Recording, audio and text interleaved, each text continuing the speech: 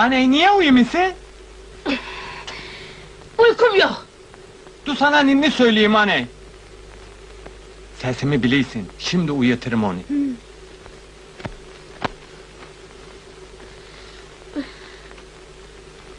Yat bakalım.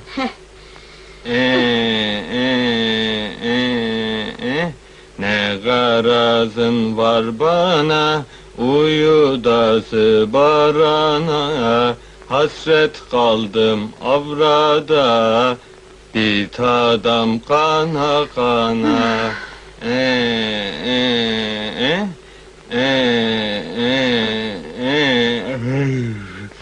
Uyku girdi bedene, içim geçip ana.